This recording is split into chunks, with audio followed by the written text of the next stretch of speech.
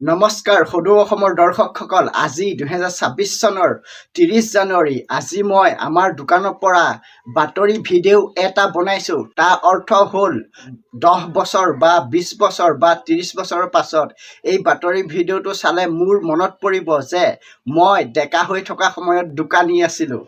প্ৰথমটো খবৰ, আজি মহাত্মা গান্ধীৰ মৃত্যুৰ তিথি। দিল্লী ৰাজঘাটত বাপুজী মহাত্মা গান্ধীলৈ শ্ৰদ্ধাঞ্জলি জনাই ভাৰতৰ প্ৰধানমন্ত্ৰী নৰেন্দ্ৰ মোদী ডাঙৰীয়াই। পিছতো খবৰ, যোৱাকালি অসমলৈ আহিছে অমিত শ্বাহ ডাঙৰীয়া।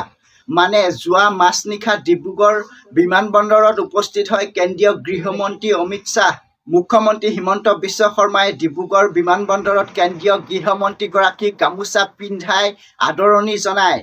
আজি 30 জানুৱাৰী তাৰিখে ডিব্ৰুগড়ত আধাৰশিলা স্থাপন কৰিব অসম ৰাজ্যৰ দ্বিতীয়টো বিধানসভা ভৱনৰ। আৰু ডিব্ৰুগড় খনিকৰ খেলপথাৰত অমিত শ্বাহৰ বিশাল জনসভা। ডিব্ৰুগড়ৰ পিছত ধেমাজিত কেইটামান কাৰ্যসূচী। পিছত সন্ধিয়াত গুৱাহাটীলৈ উভতিলে অমিত শ্বাহ ডাঙৰীয়া।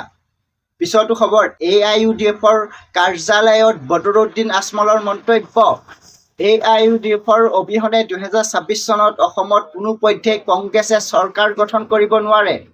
মোৰ মন্তব্য হৈছে, অসমত কংগ্ৰেছে চৰকাৰ গঠন কৰিব নোৱাৰে।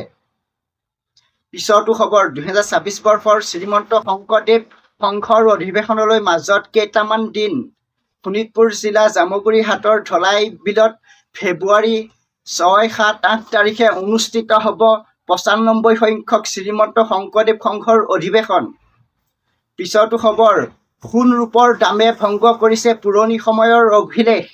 2026 বৰ্ষৰ 1 জানুৱাৰীৰ পৰা প্ৰতিদিনে বৃদ্ধি পাইছে সোণ ৰূপৰ দাম। পিছতো খবৰ, হিন্দুত্ববাদী নেতা প্ৰবীণ ভাই তোগাৰীয়া মন্তব্য।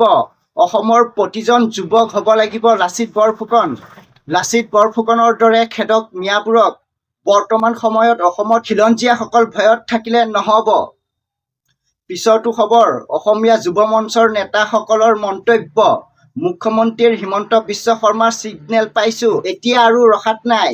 উজনি অসমত মিয়াবোৰৰ পিঠি বহল হ'ব। আজিলৈ বাতৰি ইমানেই আছিল। জয় আই অসম, জয় জুবিন দা।